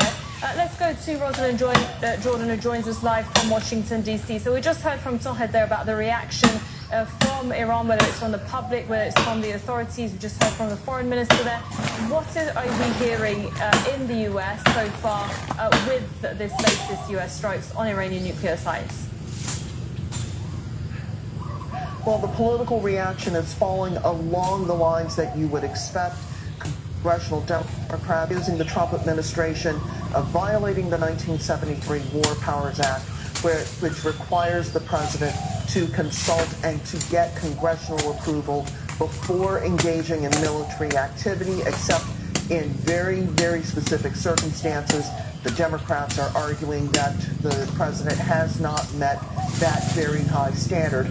Meantime, congressional Republicans, with the exception of one or two members of that party, are very much in support of the airstrikes on Natanz, on Fordo, and on Isfahan on Saturday. President, that Iran has long presented an existential threat to the U.S.'s national security, not just that of Israel. The President has not been on social media in a few hours, but he did indicate that if Iran were to retaliate against U.S. interests, particularly military interests in the Middle East, that there would be even military action that outweighs the amount that we saw on Saturday in Iran. Although it is important to note that so far the U.S. government has not released any videos or any photographs of the bombing targets, which they say that B-52 stealth bombers carried out on Saturday. There is going to be a press briefing at the Pentagon in about 3 hours' time with the press secretary, Pete Hegseth, as well as with the chairman of the Joint Chiefs of Staff, General Dan Kane. Neither man has actually briefed reporters since coming into the administration in recent months. So you can expect a lot of questions and perhaps a lot of efforts just to try to get a sense of whether these two high-ranking security officials are actually going to be able to give reporters there a sense of exactly what did happen on Saturday and how the administration thinks it's going to move ahead in the weeks ahead. Okay, thank you very much, Rosalind Jordan there in Washington, D.C. That's with the latest reaction there coming out of the United States. Well, Adam Weinstein is the Deputy Director of the Middle East Program at the Quincy Institute for Responsible Statecraft, and he says the scope for negotiations has been drastically limited. Well, unfortunately, Netanyahu's actions literally blew up the diplomacy table. I mean, we have to remember that there was supposed to be a meeting between the U.S. and the Iranians last Sunday. Of course, it didn't happen.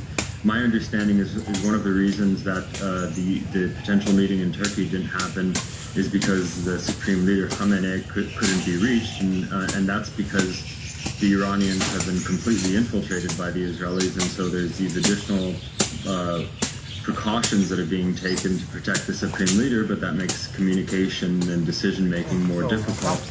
And so it's unfortunate all around. And I think the intention of Netanyahu was to blow up the diplomacy.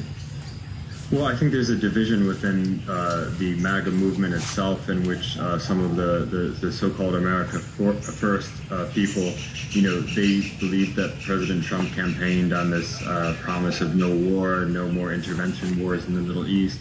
And then other Republicans who are more neoconservative in nature were egging him on to engage in these kinds of strikes. I mean, I think many of us saw that interview between Ted Cruz and Tucker Carlson, and that interview exemplifies the divide. I don't know what authorities Trump cited, if he cited any, perhaps Article 2 authorities, perhaps 2001 AU map, but he might not feel he needs to cite any authorities to engage in these attacks, but I think there is this push in Congress to claw back a congressional oversight, which has been lost over the last 2 decades during the global war on terror. Can be lived quite comfortably. But I haven't got time to do that so far. Don't know when I will be able to get it done. U.S. stealth bombers strike 3 nuclear plants in Iran following orders from President Trump. And Iran's key nuclear enrichment facilities have been completely and totally obliterated. Iran, the bully of the Middle East, must now make peace. Look at this. Iran fires another barrage of missiles against Israel, injuring more than 20 people. Iran's foreign minister calls the U.S. strikes outrageous and warns of everlasting consequences. And the death toll keeps on rising from Israel's assault on Gaza. Palestinians desperate for aid are being killed.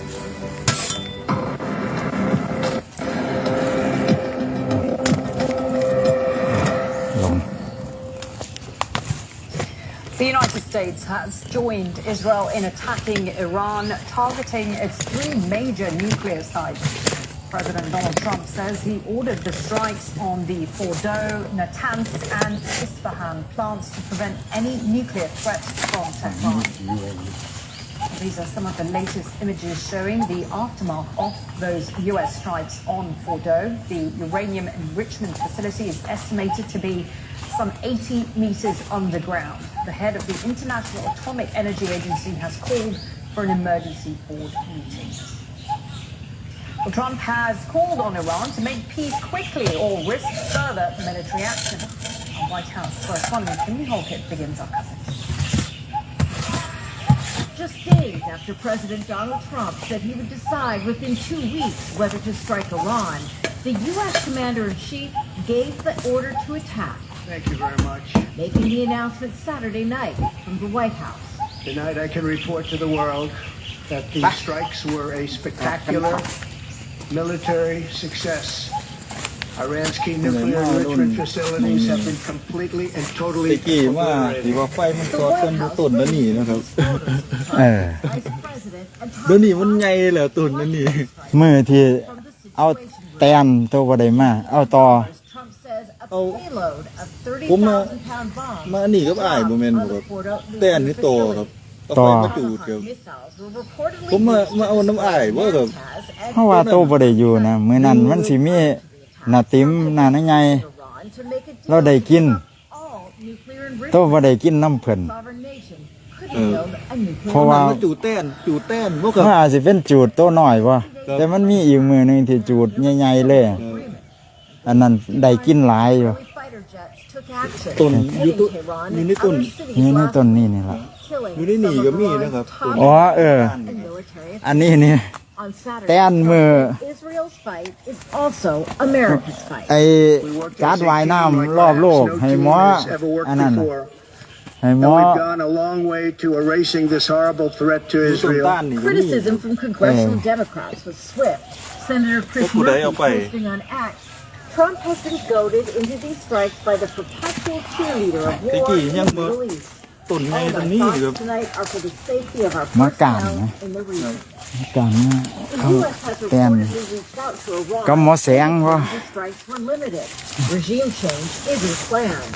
The Trump administration hopes Iran will now return to the negotiating table, warning Iran if there's retaliation, there'll be more attacks. There will be either peace or there will be tragedy for Iran far greater than we have witnessed over the last 8 days. Remember, there are many targets left.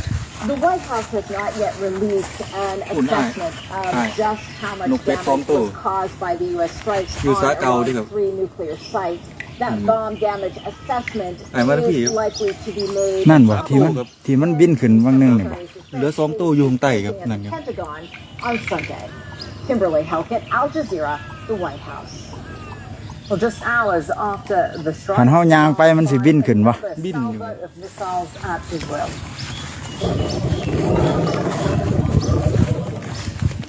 They struck parts of northern and central areas, including the cities of Tel Aviv and Haifa. Iran's Foreign Minister Abbas Araghchi this morning Tehran reserved all options to defend itself. He says the U.S. is joining Israel's attacks and it will have everlasting consequences.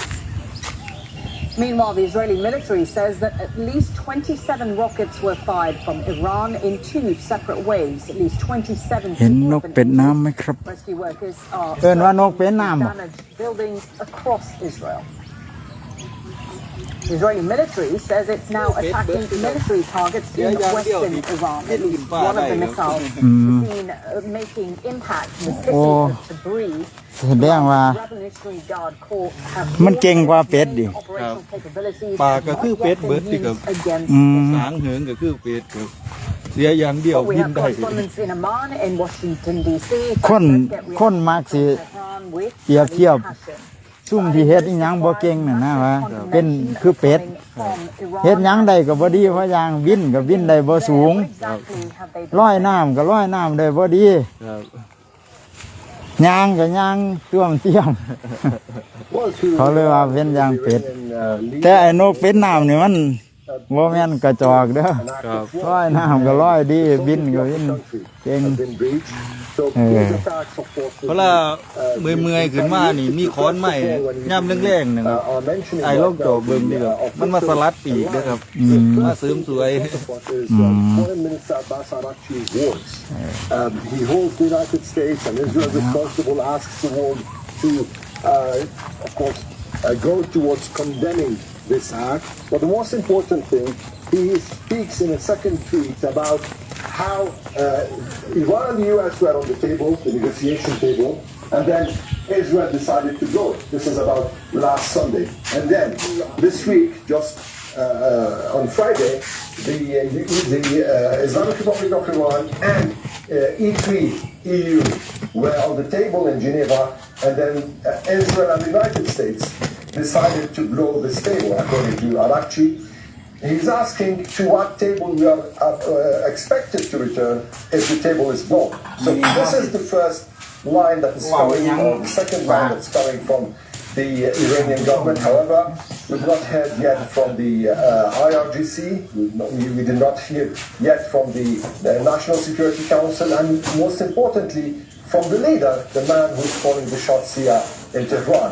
And of course, when we hear from the leader or from the IRGC, we know what's the retaliation that Iran has in mind. Because for the moment, this whole region is on the cross point.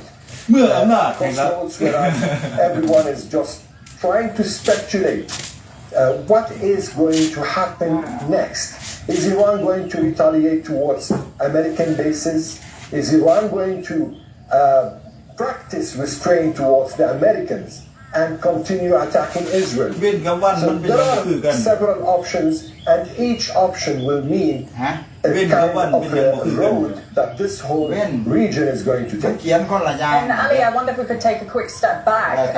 I wonder if you have much information about the impact of those US bunker-busting bombs on these 3 nuclear sites in Iran, because we did hear from Mehdi Mohammadi, a senior advisor to the Speaker of Iran's parliament, saying on social media that Fordow had been evacuated beforehand, meaning these latest strikes, and that the damage there was not irreversible.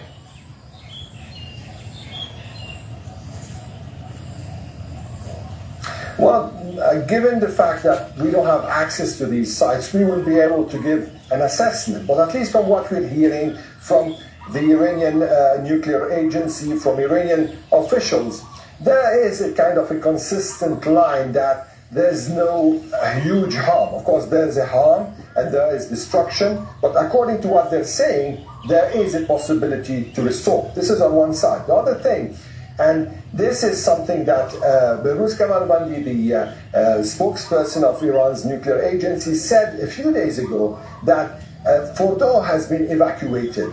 So Iran's stockpile of enriched uranium, 60% enriched uranium, has been removed, and most of the machinery, of the technology over there has been also removed.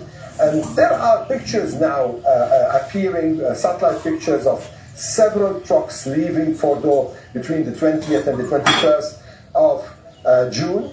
Besides, there is a report by a UK-based media, Amwaj Media, saying that the Iranians were told in advance that there is going to be an attack on this time, and they were given time to evacuate or to remove their equipments. So this is giving us a picture of what has been happening in these sites. The most important thing here, the Iranians say that it's regardless of the damage on these sites, the main issue is that the knowledge is still there in Iran, and Iran still has other nuclear facilities. Now, this is of course something that the IAEA, the international board that is the watchdog, international watchdog, is going to assess and give us probably the Thank you so much for that. Ali Hashem there for us with the latest from the Iranian capital, Tehran.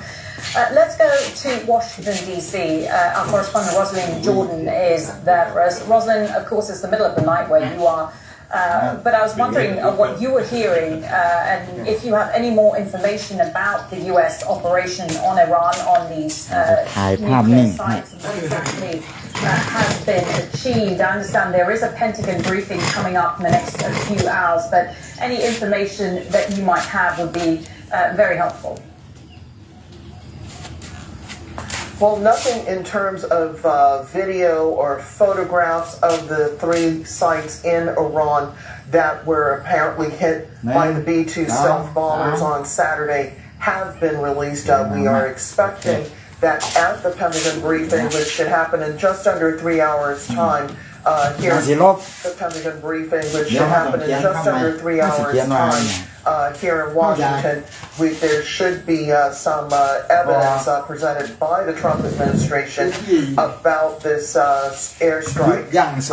We also do know that, according to a White House official who spoke to the Reuters news agency late on Saturday night, apparently the president made the decision to launch this airstrike just a couple of days after basically telling the world he was going to give diplomacy a chance, a period of about 2 weeks to see if the new diplomacy with Tehran could actually work. But according to this official speaking again to Reuters, apparently the evidence was presented to the president, which convinced him that Tehran had not and was not negotiating in good faith, something which the Iranians, I imagine, would argue is not the case.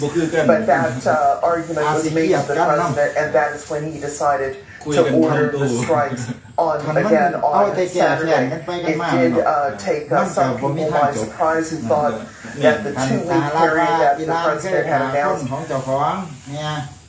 แล้วก็ไปฆ่าคนของเขาแทนแล้วที่นี่อิหร่านก็ว่าเอามึงฆ่าคนของกูก็ต้องฆ่ามึงแทนก็บ่มีวันจบเฮ็ดจังไดมันสิจบตัวให้มาจับมือปองดองสามัคคีกันดีกว่าครับผมว่านี่ครับแล้วก็เรื่องที่พายคำหนึ่งของไทยที่ว่าเวรย่อมระงับด้วยการไม่จองเวรก็แม่นเนาะมาปองดองกันดีกว่าบ่ต้องมีสงครามให้บ้านเมืองอยู่เย็นเป็นสุขดีกว่าครับเสียดายตึกล่างบ้านช่องเนาะเฮ็ดมาเราไปเอาระเบิดทิ่มพังซะคนอยู่คนบ่มีเฮือนอยู่นี่ไม่เต็มอยู่นั่นเนาะแล้วที่นี่พอซุ่มที่เขาเคยมีเฮือนนั่นเนาะซุ่มที่เขาเคยอยู่ในตึกนั่นเขาอยู่บ่ได้ก็ได้พากันอพยพไปเราอยู่จังได๋ว่าที่นี่ตัวก็ไปอยู่ในแคมป์ค่ายมันก็สิห้ายฮอดกว่ามองที่เฮาพาตัวไปมันเพราะว่ามันอยู่กันหลายคนนั่นเนาะอัดกันตัวเห็นรูปไอ้นั่นบ่ยังแต่แถวปาเลใต้นี่แค่หลายผมบึงอยู่ครับมันนอนกันว่าโอ้มันนอนเลี้ยงกันไปเรื่อยๆครับแล้วเวลาเขาเอาอาหารไปแจกก็ต้องเฝ้าถือถาดมาขออาหารเขาไม่หน่อยคนมันหลายกว่าอาหารมันจะใหญ่บ่พอกินแย่งกันครับผมเบิ่งเรื่องอย่างตอนนั้นตอนที่โทรศัพท์อยู่นะครับแล้วไปเบิ่งเรื่องหมอผู้หนุ่มผู้ชายคนหนึ่งนะครับที่ว่ามันฐานะยากจนนะครับแล้วมันก็พาหมูที่ไปเที่ยวหามันนะครับเดินทางเที่ยวนะครับสีนั่นสีนี่ให้เบิ่งพาไปนอนอยู่ทงหน้าพาไปเฮ็ดเงินน้อยอยู่ทงหน้ากลางทงหน้าครับแล้วพาไปแบบทางที่มันยางนี่ประมาณสำนี่สมบัติตะโกนสิครับ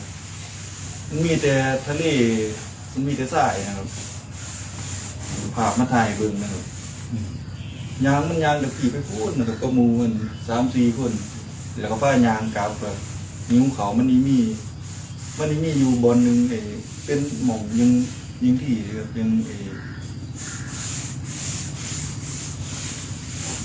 งสูบลมลูกหลังนี่นะครับแต่ว่ามันยาวนะครับมันจะไปนั่งพักอยู่ในหันแล้วมันก็ไปเอาแตงโมมาแต่ใส่บุ้งหูครับเอามาแบงกันกินนั่นดีกับผมเลยบึงวิธีชีวิตก็คือที่อายว่าดีครับ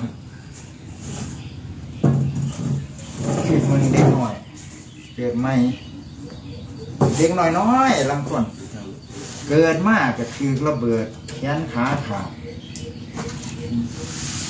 เกิดมาอยู่ในไข่ของกินของอยู่กับพวกนี้มันขัดบ่ตัว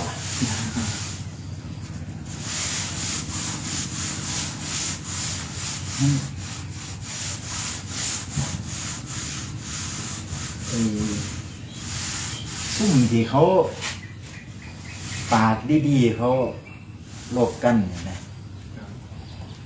เขาก็ไปอยู่ในหม่องที่มันปลอดภัยเนาะเขาก็เว้ากันว่าต้องทำลายแต่ว่าไอ้คนธรรมดามองที่มันคือระเบิดที่มันบ่ได้ไประเบิดใส่เขาบ่ได้ยุ่งเขาบ่ฮู้เรื่องหยังนำ that the president had announced was ironclad. Clearly, it was not.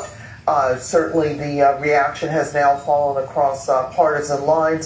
Democrats overwhelmingly against the airstrikes, many calling them illegal. Republicans in favor of the airstrikes, saying that the U.S. should have done this a long time ago. Yeah, on that point, I wonder if you could give us a bit more detail. I mean, again, the caveat, it is very early in the morning in the US, but there had been that split within the Republican Party between the MAGA movement in particular, Trump supporters very much against the idea of this strike. What more can we expect in terms of reaction from within his party, not just the Republicans, but also the Democrats? Well, you've already seen a reaction from two people who had long been considered staunch supporters of the U.S. President Donald Trump. Steve Bannon, who was an advisor at the White House during the president's first term, Tucker Carlson, the long-running conservative journalist, both running their own independent shows, both very critical on Saturday evening as word of these strikes basically got around official Washington. There is also a congressman from the state of Kentucky, Thomas Massey, who has already co-sponsored a resolution, a war powers resolution that would restrict the administration from carrying out future such attacks against Iran without congressional approval.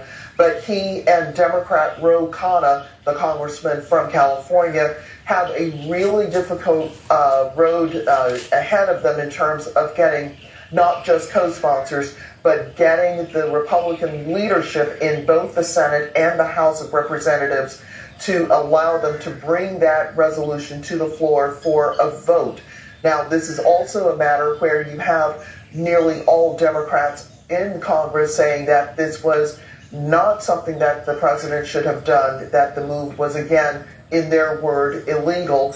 Alexandra Ocasio-Cortez, the congresswoman from New York City, saying this is a clear reason why there should be impeachment proceedings against the president. But again, given that she is in the minority party, her ambitions of trying to put forward articles of impeachment in the House, much less getting a trial in the Senate, are slim to none at this point. But there is going to be disappointment from those who believed that Donald Trump was not going to get the U.S. involved in foreign conflicts, and that certainly does go to a considerable number of those within the Republican Party. They did not see any reason why there should be money spent either on foreign aid or on foreign military adventures. Okay, many thanks for that. Rosalind Jordan there with reaction from the United States. Let's go to Noor Odeh, who is monitoring reaction from Israel. She joins us from Jordan's capital Amman, because Israeli government has banned Al Jazeera from reporting inside Israel and the occupied West Bank. So plenty of reaction from Israeli leaders this morning. This is, of course, what they wanted, Noor, for the US to join forces with them. The latest being Israel's president, who's released a statement saying Donald Trump's attack on Iran is historic. Isaac Herzog says Trump's words show the deep and courageous alliance between the US and Israel. So that pretty much sums up, really, how Israelis must be feeling with the US on side like this. Absolutely. This is invigorating and empowering, emboldening for Israel, which did not imagine this was possible. Certainly, successive Israeli governments have tried to push the U.S. in this direction to drag it into an attack on Iran and possibly a wider war. And now this has happened, and billboards are already up in Tel Aviv thanking Donald Trump. We also heard from the Israeli Prime Minister in English, showering Donald Trump with praise, but also in Hebrew, giving himself credit, talking about what matters to him, his legacy of fulfilling that promise of eliminating Iran's nuclear program, and talking about confronting the Iranian government, its ballistic missile program as well. The Minister of Culture and Sports in Israel, also from Netanyahu's Likud party, called Trump a messenger of God, as did others in the Israeli Knesset. Even figures in the opposition welcomed this attack and said that Israel was safer for it and that the world was supposedly safer for it. So politically speaking, things couldn't be better for Israel. This is exactly what many had attempted to do, and now Netanyahu has done it. The fallout will be a different story. And Noor, we're getting more reaction from Iran's Revolutionary Guard this morning, saying that its operation will continue with precision, intent, and force against the infrastructure, strategic centers, and interests of the Zionist regime. We have already seen attacks on Israel this morning. Many Israelis must have woken up to those. What is the sense in Israel that they are now perhaps in the beginning of more to come? And what more can you tell us about the attacks this morning? Well, there are some more sobering voices in Israel that are warning of a war of attrition, that say that this was a miscalculation, not because they don't think that Iran necessarily poses a threat to Israel, but certainly because they don't see that a military confrontation is the solution. But there is still widespread support among Jewish Israelis for this. The damage caused by Iranian missiles has been extensive and strategic. Many of the sites hit have been called sensitive. That is code for something militarily significant or related to intelligence. So we don't know a lot about many of the sites, but what we do know is that these missiles have been hitting with increasing potency and accuracy, and across the country, whether it's in Beersheba in the south, where a campus of an Israeli intelligence unit is believed to have been hit, a corpse related to the telecommunications efforts of the Israeli army is believed to have been hit, or in the strategic city of Haifa, where strategic and sensitive sites were also impacted, or the financial district in Tel Aviv, for that matter. The number of casualties in terms of dead and wounded is relatively low, but 25 Israelis killed and several hundred injured, most of them lightly, since June 13th, and no casualties reported today, only 26 injuries. So if this is prolonged, then we might begin to see a different reaction. If after all of this euphoria, Iran strikes and strikes hard and can maintain such a reaction, then there might be a divergence of reactions from the Israeli public. Okay, Noor, we'll leave it there. Noor Odeh there for us in Amman. I want to go back to Tehran and speak to our correspondent, Ali Hashim. Ali, we are getting more lines coming through from Iran's Revolutionary Guard, more fighting talk from them. I wonder if you could just talk us through what you've been hearing.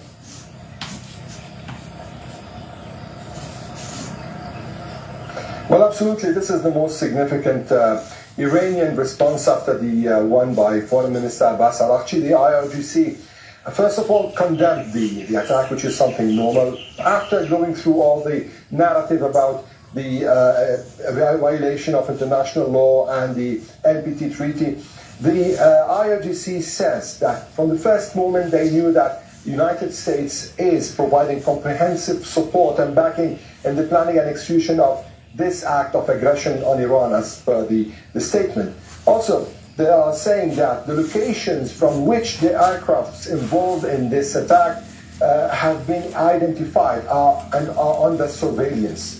So they also said that, as they have repeatedly declared, the number, dispersion and scale of U.S. military bases in the region are not source of strength, but rather a major vulnerability.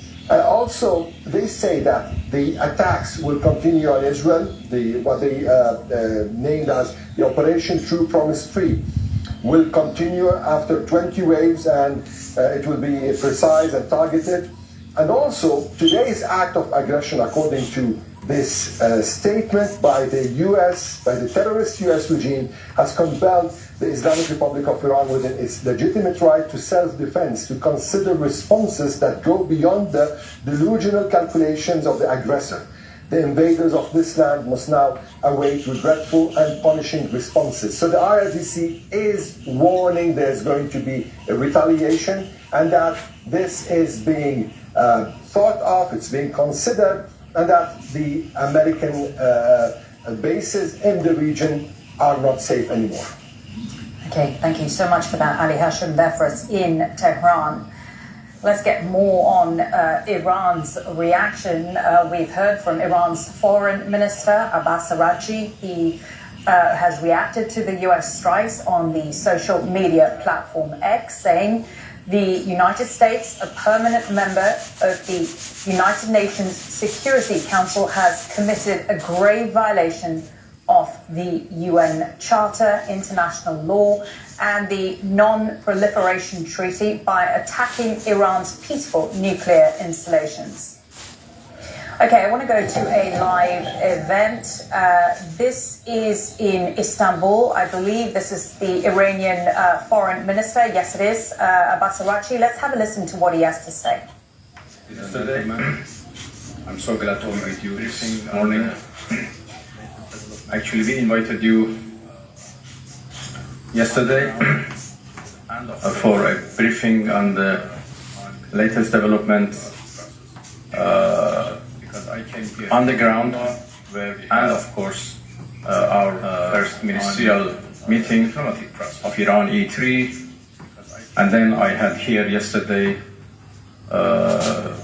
lots of useful, important meetings with the foreign ministers of our region, and we discussed about different initiatives and ideas existed for the peaceful settlement of this question. But as all of you know, we suddenly faced with the aggression by American forces to our nuclear facilities. The Islamic Republic of Iran condemns in the strongest terms the United States' brutal military aggression against Iran's peaceful nuclear facilities. It is an outrageous, grave, and unprecedented violation of the fundamental principles of the Charter of the United Nations and international law. The warmongering and lawless administration in Washington is solely and fully responsible for the dangerous consequences and far-reaching implications of its act of aggression. The U.S. military attack on the territorial integrity and national sovereignty of a UN member state carried out with genocidal Israeli regime, carried out in collusion with the genocidal Israeli regime, has once again revealed the extent of the United States' hostility towards the peace-seeking people of Iran, who will never compromise over their independence and sovereignty.